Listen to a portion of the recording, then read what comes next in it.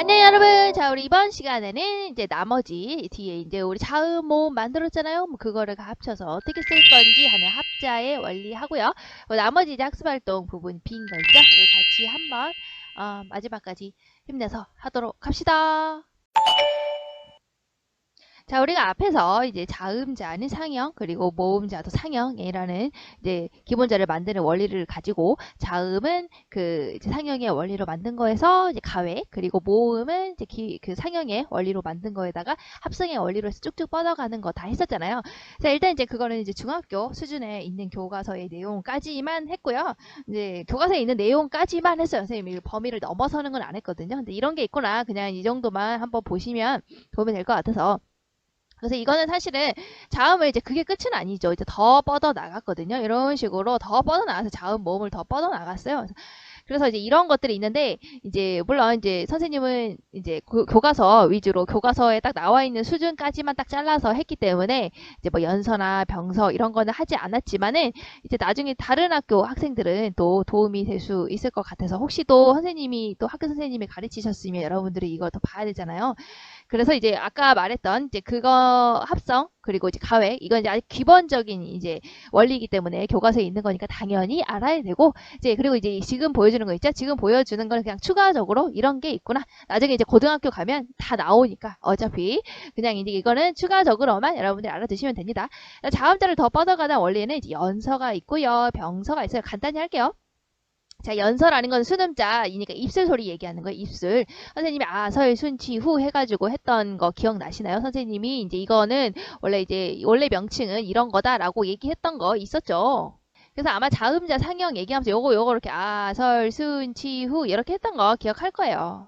저게 이제 원래 명칭이고요. 그래서 이제 순음자 있죠? 입술 소리에다가 밑에다 이응을 이어서 쓰는 거야. 그러니까 당시에 이어 쓴다는 거는 우리가 글을 읽을 때 당시에 책은 어때? 당시에 책을 위에서 아래로 이렇게 읽는 거죠. 그러니까 당연히 이어 쓴다는 것도, 지금은 이어 쓴다고 하면 뭐 가에다 이어 쓴다고 하면 이를 이어서 봐. 그러면 이렇게 옆으로 이어 쓰는 거잖아. 근데 당시는 당연히 위에서 아래로 이렇게 읽고 위에서 아래로 쓰는 게 당연하기 때문에 이어 쓴다는 것도 위에서 아래로 쓴 거죠. 그래서 이응을 밑에다가 이렇게 쓴 이것을 우리가 이제 연서라고 하는 겁니다. 연달아서 쓴다라는 게 연달아서 쓴다라는 겁니다. 아시겠죠? 그래서 이응이 이렇게 붙은 거를 우리가 이제 순경음 이제 이런 식으로 얘기를 합니다. 뭐 그냥 그렇구나 하고 생각하세요. 그리고 이제 병서는 나란히 쓴다는 거거든요. 이게 설립자다, 서 있다. 여러분 서 있는 거 아시죠? 서 있는 거, 설리는 거 어디 있습니까? 한자로 이렇게 쓰죠. 이렇게. 그러니까 나란히 서 있는 게 지금 사람이 몇 명이 서 있으니까 두 명이 옆에 서 있는 거죠. 그러니까 나란히 서 있는 거죠. 그러니까 나란히 병자예요. 나란히. 그러니까 나란히 서서 쓴다는 거예요. 그게 뭐냐면 똑같은 글자를 나란히 붙여 쓴다는 거죠.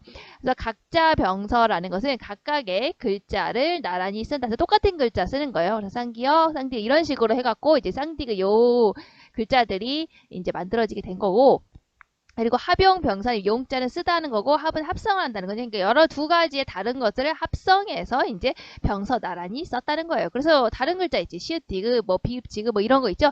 이런 이제 병서들이 이어지게 됩니다. 그래서 이게 이제 똑같은 글자를 각자 병서, 다른 글자를 이렇게 연달아 쓴 것을 합용 병서라고 한다. 그리고 이제 합용 병서 특이한 점은 지금과 다르게 이렇게 세 글자가 연달아서 쓰는 것도 있더라. 뭐 그런 거 정도 아시면 될 것 같아요.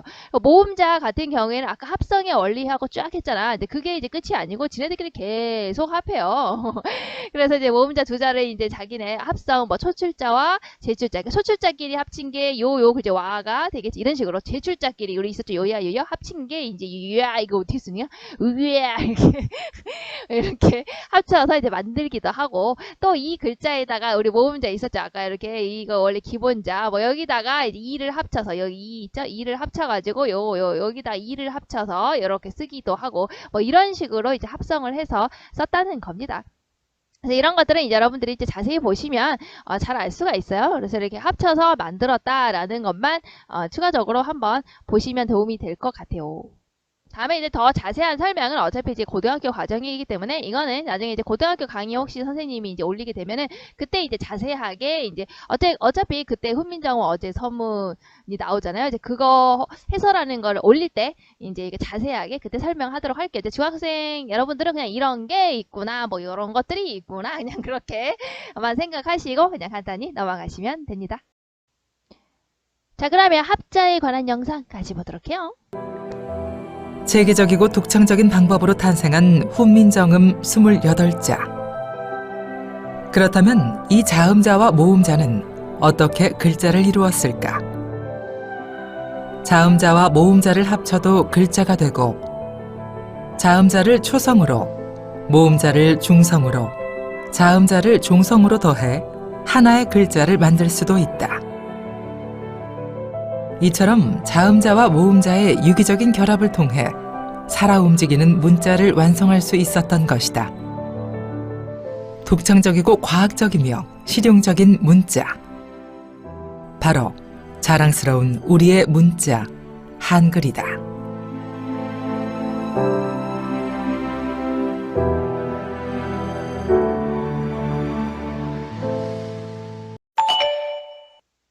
자, 그러면 신속하게 다시 교과서로 돌아오도록 할게요. 충격적이었죠? 자, 그러면 95페이지를 펼치시면 여기 자음 만들었죠? 모음 만들었죠? 두 개를 합쳐서 쓰는 방법을 공부를 해봐야겠죠? 자, 그것을 우리가 이제 합자라고 하는 겁니다. 바로 이제 글자 만든 글자를 이제 조합하는 것을 얘기를 하는 거예요. 그래서 이거를 이제 유식하게 이것도 그냥 그런 게 있구나라고 해서 이렇게 쓰는 거를 우리가 부서법이라고 하는 거예요. 부는 이제 붙여서 쓴다, 글서자. 붙여서 쓰는 방법을 소개하는 것을 우리가 부서법이라 하는데요. 거기에 이제 이런 합자의 방식이 설명이 되어 있어요. 자, 그러면 볼게요. 자, 체계적이고 독창적인 방법으로 탄생한 훈민정음 28글자. 그렇다면 이 자음자와 모음자는 어떻게 글자를 이루게 되었을까라는 건데요. 자, 이거에 대한 해설을 가지고 왔어요. 바로 자음자와 모음자는 어떻게 글자를 이루었을까? 자, 이게 무슨 말이냐면 우리는요, 글자를 어떻게 만들었어요? 기역 따로, 뭐 예를 들어서 강이라는 글자가 있다면 우리가 요 전체를 우리가 만든 거 아니죠. 강이란 요 전체를 만든 게 아니죠. 우리는 뭐라고 했죠? 전에 기억나시나요? 우리는 음소 문자기 때문에 뭐 이런 거 얘기했었죠. 그렇죠? 기억나시나요? 우리 표음 문자, 소리를 그대로 표현한 표음 문자 중에서 우리는 바로 음소 문자라고 했었죠. 그러니까 우리는 이렇게 강이라고 소리를 낸다면 강이라는 이 문자를 만든 게 아니고 요 하나의 문자를 만든 게 아니고 요 하나의 소리 나는 하나의 문자를 만든 건 우리가 음절 문자라고 해서 우리 선생님이 일본어 얘기를 했었지. 아리가또! 아이가 얘기했던 거 기억나요? 기억 안 나면 슬플 것 같은데. 자, 그래서 이렇게 됐죠. 그래서 우리 여기서 우리는 강이라는 글자를 만든 게 아니고 기역 따로 만들고 아 따로 만들고 오 따로 만들었어요. 그렇죠. 그 얘기예요. 그러니까 한글은요. 자음이랑 모음을 따로따로 만들었다고. 따로따로 만든 어떤 문자, 음소 문자로 만들었지만 만들기는 음소로 만들었지만 쓸 때는 우리 어떻게 써요? 우리가 글자 쓸 때는 이렇게 기역 따로, 아 따로, 오 따로 만들었지만 우리가 글씨를 쓸 때는 어떻게 쓴다는 거야? 바로 이런 식으로 이렇게 모아서 쓰잖아. 강이라고 모아서 쓰는 거죠. 자, 이렇게 소리 나는 하나의 단위 뭐라고 했습니까? 이것을 음절이라고 했었죠. 이게 나오잖아요. 그러니까 선생님이 앞에서 설명을 했던 거예요. 나오니까요. 그러니까 우리는 하나하나 기역, 이응이라는 음소로 문자를 만들었지만 쓸 때는 모아서 어떻게 쓴다고? 음절 단위로 모아서 쓴다는 거야. 알겠죠? 그러니까 음소 문자로 만들었지만 음절 단위로 모아 쓴다고. 음소로 만들었지만 음절로 쓴다고. 아시겠죠? 그 얘기예요. 그래서 여기 자음자, 모음자는 어떻게 글자를 이루었을까? 이거는 이제 우리가 자음, 모음은 음소로 만들었지만 우리는 이렇게 합쳐서 음절로 쓰더라. 그 얘기입니다. 자, 그럼 여기 이제 설명이 됐겠죠? 자, 그럼 또 볼까요? 자, 자음자와 모음자를 합쳐도 글자가 되고, 자, 자음자와 모음자를 합쳐도 글자가 되고, 자, 이거는 음절을 쓰는 방식을 이렇게 설명을 하고 있는 거예요. 우리가 이거 음절 단위로 모았으려면 반드시 뭐가 필요합니까? 반드시 모음이 필요하잖아. 그렇지. 우리 자음 하나만, 예를 들어서 기역 하나 가지고 글자입니까, 이거? 뭐죠, 이거? 그죠? 하지만 이거는 글자지. 하나만 딱 써도 어떻게? 바로 해봐. 요건 발음할 수 있어? 그죠? 이거 발음할 수 있지? 발음할 수 있잖아. 그치? 발음할 수 있잖아. 발음할 수 있잖아. 이거 따로 해봐.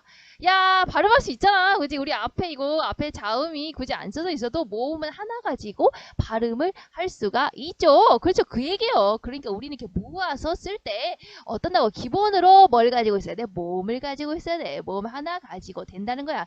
자, 그럴 수도 있지만 이 앞에다가 우리가 방금 얘기했듯이 기역을 붙여서 가하고도 쓸 수가 있죠. 그 얘기예요. 그러니까 자음이랑 모음을 이어서 쓸 수도 있다고 그러니까 이렇게 만들어서 음절을 만들어서 쓰는 방법을 소개하고 있는 거야. 음절을 만들어서 쓸 때는 이렇게 모음 하나만으로도 되지만 이 모음이랑 바로 자음을 합해서만도 된다. 하지만 여기 밑에 뭐가 있지? 자음이 있죠. 그러니까 자음, 모음, 자음 여기 있죠? 자음, 모음, 자음을 합해서도 된다. 그리고 또 뭐야? 아까 선생님이 얘기했지만 앞에 자음이 없어도 여기다가 뭐 약 이렇게 해도 이거 읽어봐, 이걸 봐, 읽을 수 있지? 약 읽을 수 있잖아, 읽을 수 있잖아, 그렇지? 읽을 수 있다고. 왜냐면 요 앞에 우리가 약이라고 했을 때 이응은 소리값이 없기 때문이야. 그래서 그냥 이렇게 해도 읽을 수 있잖아. 이렇게 해도 읽을 수 있잖아. 아, 이렇게 해도 읽을 수 있다고. 왜냐면 이 앞에 이응은 소리가 없는 거기 때문에. 자, 그래서 여기에 얘기가 나와 있죠. 그래서 모음과 자음 이렇게 다 얘기했죠. 그러니까 우리나라 말은 음소 단위로 만들었지만 음절 문자로 음절 단위로 이렇게 묶어서 쓸 때는 묶어서 쓰더라. 그러니까 음소로 만들었지만 음절로 묶어서 쓰더라. 근데 그 쓰는 방식에는 모음 하나만도 되고 그리고 모음과 자음이 있어도 되니까 베이스는 항상 뭐가 있어야 돼? 항상 모음이 있어야 되는 겁니다. 모음 그죠? 항상 모음이 있어요. 모음을 중심으로 우리는 이제 음절 단위로 이런 식으로 모아서 쓴다는 얘기예요. 그 얘기를 이렇게 어렵게 써놓은 거예요. 그래서 자음 플러스 모음도 되고 자음, 모음 플러스 자음으로 이런 식으로 우리는 음절 단위로 모아 쓰더라 라는 얘기를 그렇게 하고 있는 겁니다. 아시겠죠? 그래서 이제 우리는 이런 식으로 모아 쓴다. 그럼 다시 또 앞으로 가서 참 그게 되게 그러니까 이 짧은 문장에 엄청난 얘기가 들어있지 않습니까? 그렇지? 그래도 여기 볼까? 자음자를 초성으로 또 모음자를 중성으로 자음자를 종성으로 더해서 하나의 글자를 만들 수가 있더라 라고 얘기를 하고 있어요. 자, 그 얘기가 또 무엇이냐 볼까요?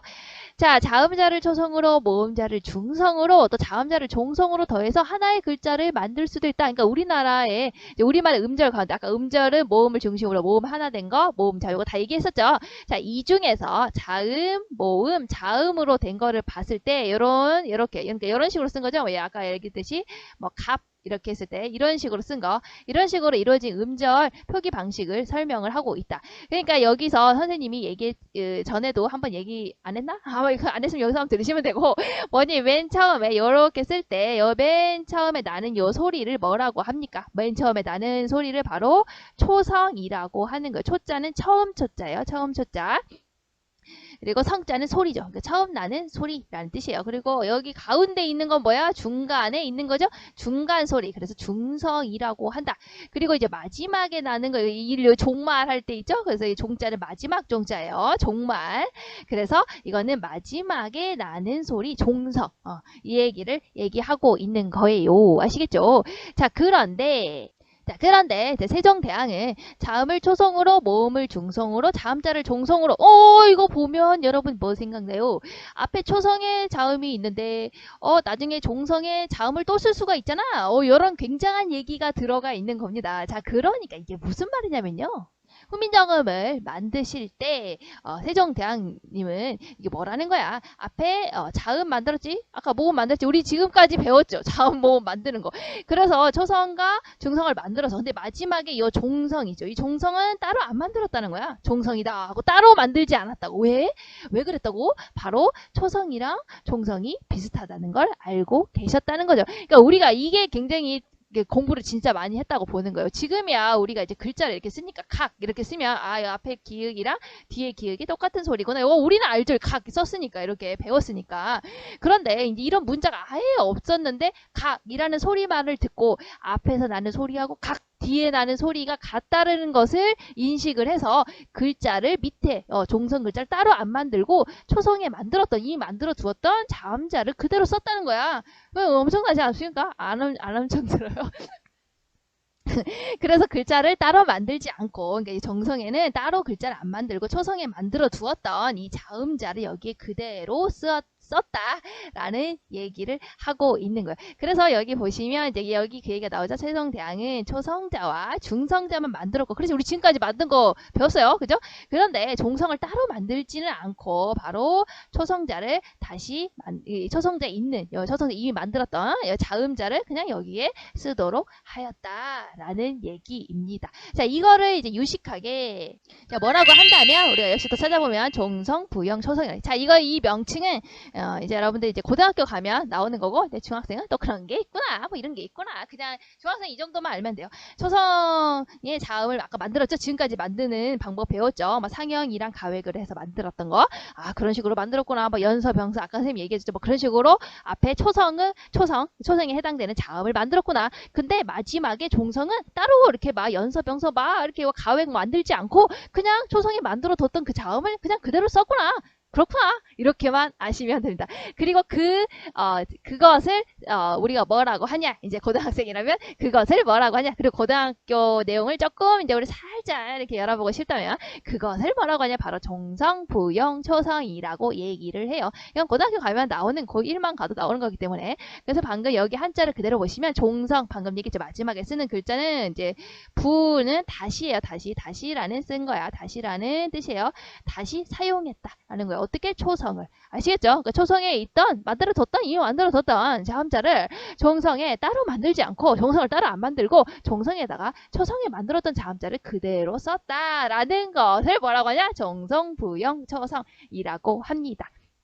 그게 어디 나와 있냐? 역시 훈민정음 해례본 선생님 맨 첫 시간에 얘기했던 거 있죠? 훈민정음은 책 이름 그 문자의 해설서 거기 해설서 쭉 넘겨보시면 제자해라고 해서 글자를 만든 것을 해설한 거기 파트에 바로 종성 파트에 종성이라는 것은 그러니까 초성과 중성은 지금까지 선생님이 설명했잖아요. 우리 교과서에서 배웠잖아요. 그 설명이 쭈라락 나와 있고 이런 식으로 만들었다. 그리고 종성은 갑자기 이것만 딱 써놨던 거야. 종성, 부용, 초성 그랬다는 거야. 그러니까 종성은 안 만들었다. 그냥 초성에 만들어 두었던 이 자음을 그대로 썼다라는 겁니다. 아시겠죠?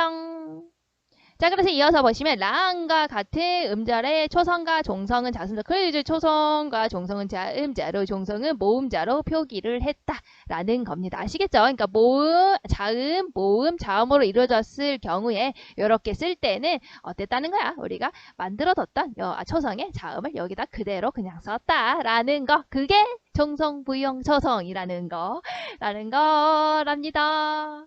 그래서 선생님이 이렇게 해놨는데요. 사실은 이제 이거 명칭을 알면 애들이 너무 혼란스럽고 머리가 터질 것 같아서 얘기를 수업 시간에 해주진 않았어요. 근데 지금 얘기하는 거는 이제 나중에 고등학교 가면 도움이 되니까 그 정도로만 알아두시면 돼요. 아시겠죠? 그냥 그래서 세종대왕은 초성과 중성만 만들었고 종성은 따로 안 만들고 초성에 만들었던 이걸 그대로 썼다라는 겁니다. 그것을 뭐라고 하냐? 바로 종성, 부용, 초성이라고 한다라는 거 아시면 되겠죠?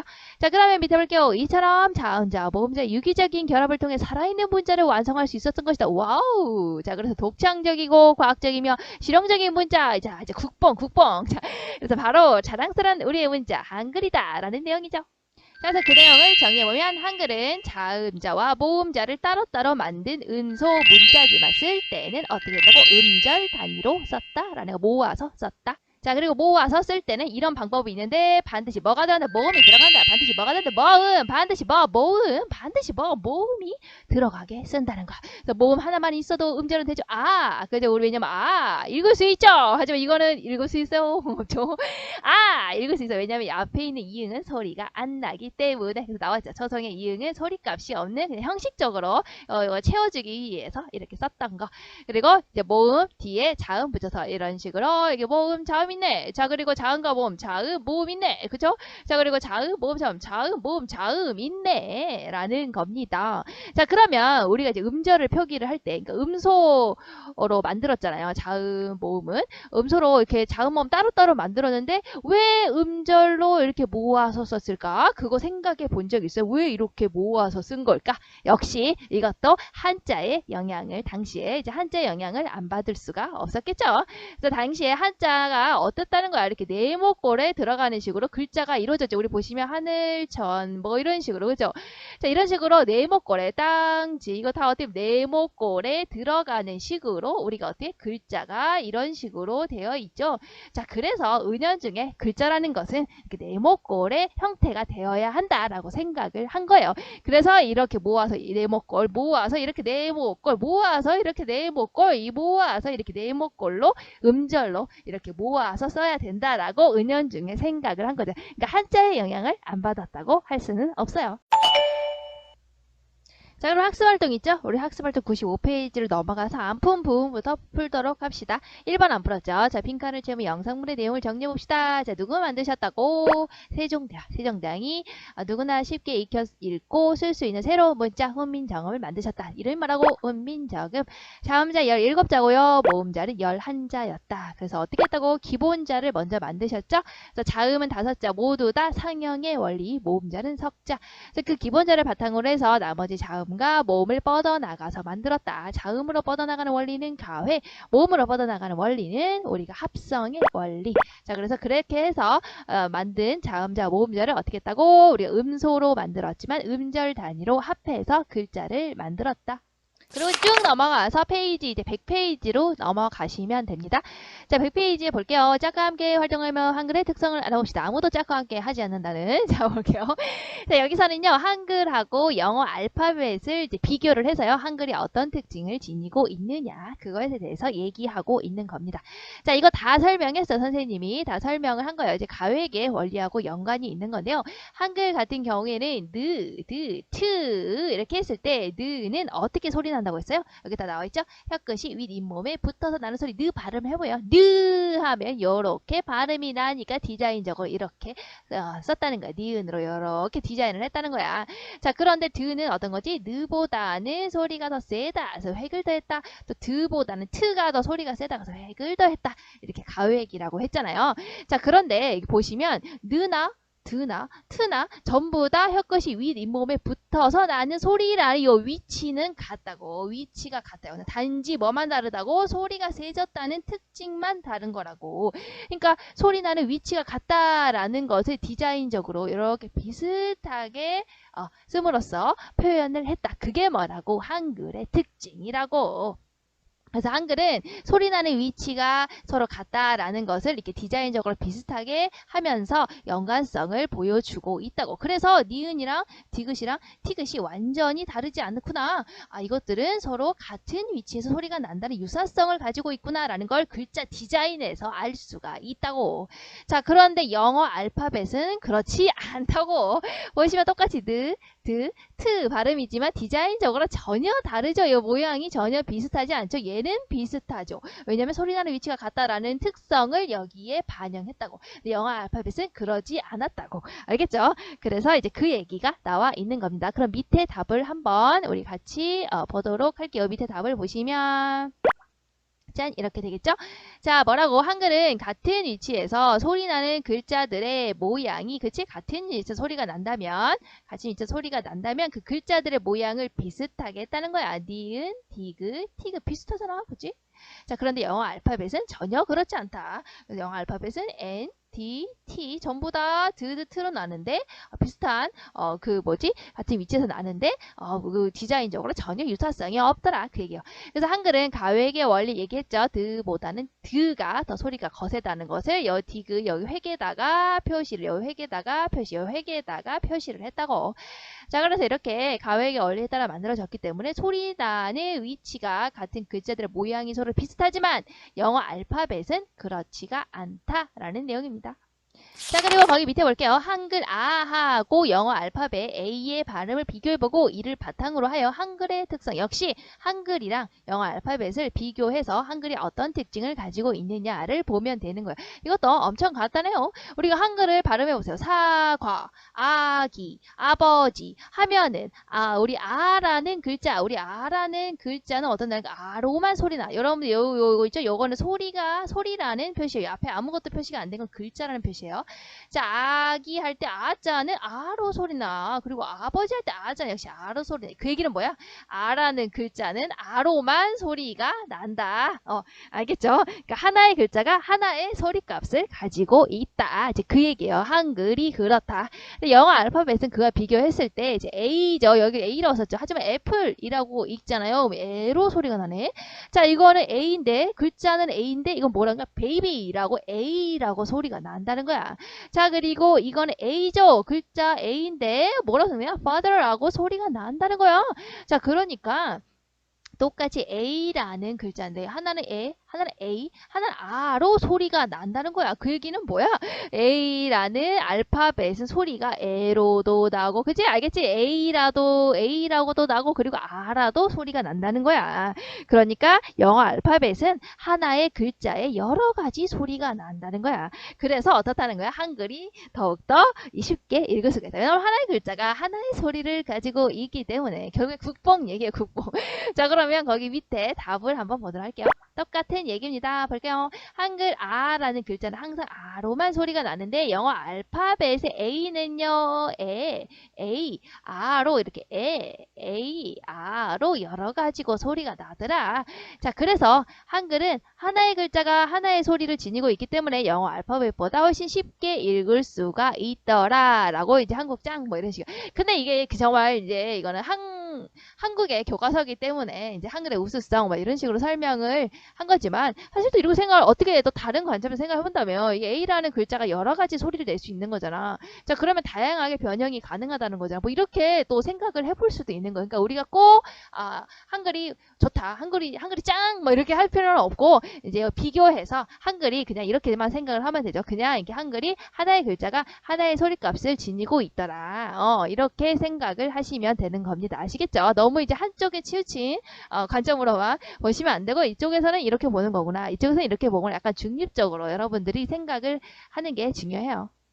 자, 그 다음에 넘어갈게요. 그 다음에 이제 101페이지로 보시면, 자, 자음자와 모음자를 모아서 쓴 나를 완성하고 가하고 나를 비교해봅시다. 그리고 모아 쓰기의 장점을 해봅시다. 우리가 그래서 여기에 지금 새로운 이제 뭐 개념이 하나 나왔죠? 뭐라 그러는 거야? 이렇게 풀어 쓰는 거야. 그러니까 자음, 모음을 우리가 이런 식으로 풀어 쓰는 거야. 그러니까 영어 알파벳이 이런 식으로 쓰지. 아까 영어 알파벳에 베이비 쓸 때 이렇게 풀어서 쓰고 있잖아. 그래서 이거를 우리가 이제 뭐라고 하냐면 바로 이제 풀어 쓰기라고 얘기를 하고요.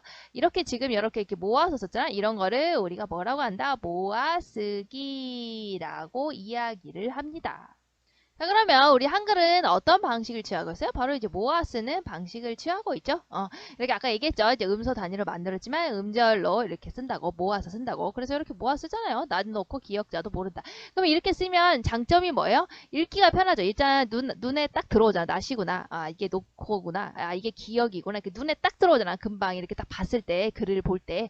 그래서 읽기가 편하고 의미가 쉽게 파악이 된다는 거예요. 이게 뭔 말이냐면 이게 그러니까 풀어 쓰게 된다면 이게 나신 건지 예를 들면 나신 건지 아니면은 이게 뭐 이렇게 끊기는 건지 그러니까 끊기는 지점을 헷갈린다는 거야. 알겠지? 그러니까 여에서 끊었다는 건지 아니면 기역이라는 건지 이런 게 헷갈린다는 거야. 하지만 이제 우리가 이렇게 모았으면 이게 기에서 끊겨서 기라는 거구나.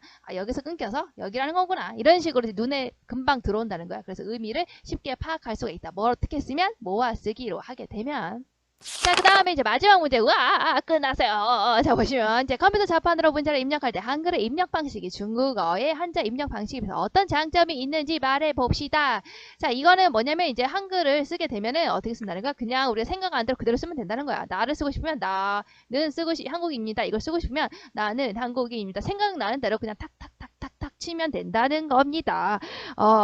왜냐면 우리는 아까도 얘기했듯이 하나의 글자가 하나의 소리를 표현하기 때문에 그냥 소리 나는 대로 탁탁탁탁 치면 이게 바로 하나하나 글자 금방금방 칠 수 있다는 거야. 하지만 중국어 같은 경우에는 쭉 쓰다 보면 이제 렌이라는 여기 사람 인자를 쓰고 싶은 거야. 여기다가 사람 인자를 쓰고 싶을 때 이게 렌이라고 소리가 난다는 거야. 그럼 렌이라는 소리를 먼저 치면 렌이라는 소리에 해당되는 글자가 이렇게 많다는 거야. 렌이라는 소리에 해당되는 글자가 너무 많아서 그 중에서 이제 골라가지고 이제 인자구나 탁 해서 이렇게 딱 입력을 한다는 거야. 알겠죠? 자, 그러니까 보면 어때요? 이거 하나의 소리가 하나의 글자를 나타내고 있으니까 금방 입력할 수 있다면 이거는 소리 하나에 여러 글자가 대응돼 있죠. 그러니까 입력하는데 시간이 좀 더 어렵다, 오래 걸린다. 이제 그 얘기예요. 아시겠죠? 그래서 한글 짱 뭐 이런 거. 자, 그래서 보시면 그래서 이제 여기 보시면 한글을 입력하는 방식이 더 쉽고 간편하다. 그래서 이제 중국어는 로마자로 발음을 먼저 입력을 한다면 그러니까 소리를 먼저 이렇게 렌이라는 소리를 먼저 입력을 한 다음에 한자를 변환하면은 이제 그의 렌이라고 발음이 되는 한자가 이렇게 여러 가지가 있다는 거야. 그 중에서 하나 딱 선택을 해서 엔터 키 누르면은 이렇게 변환이 된다는 거야. 하지만 이제 한글은 자판을 누르면 별도의 이런 변환하는 과정이 없이 그대로 입력이 된다는 거야. 하나의 글자가 하나의 소리를 나타내기 때문에. 그래서 한자를 입력할 때보다 입력 속도가 빠르게 될 것이다 라는 겁니다. 실제로 무슨 뭐 이렇게 대회 하지 않았니? 그래서 뭐 자판 써가지고 이렇게 하는 거 세계 무슨 대회에서 거기서 이제 우리나라가 이제 뭐 1등을 했다, 이제 우수한 성적을 거뒀다, 막 이런 거 있었죠. 그러니까 자판 쓰고 이제 핸드폰 이렇게 하고 입력할 때는 확실히 이제 이런 음소 문자가 조금 더 유리한 것 같습니다. 그렇게 생각하시면 될 것 같고, 뭐 우리나라 더 짱 뭐 이렇게 하는 거는 조금 아니지 않나, 그죠? 여러분들 균형 있게 사고를 하시면 돼요. 저 나라가 더 안 좋다, 이 나라가 더 좋다, 뭐 이렇다기보다는 그냥 이런 특징을 가지고 있구나. 음소 문자는 이런 특징을 가지고 있구나. 이렇게만 생각하시면 될 것 같아요. 자, 그러면 우리가 이제 다음 시간에는 이제 지금까지 공부했던 거 있죠? 그 프린트 같이 풀어주도록 할 테니까 선생님이 프린트를 풀 시간이 없다고 했죠. 그러니까 여러분들이 각자 한번 풀어보시고 선생님이 해설을 올리는 거를 확인해서 답을 맞춰보길 바랍니다. 그러면 다음 시간에 만나요. 안녕.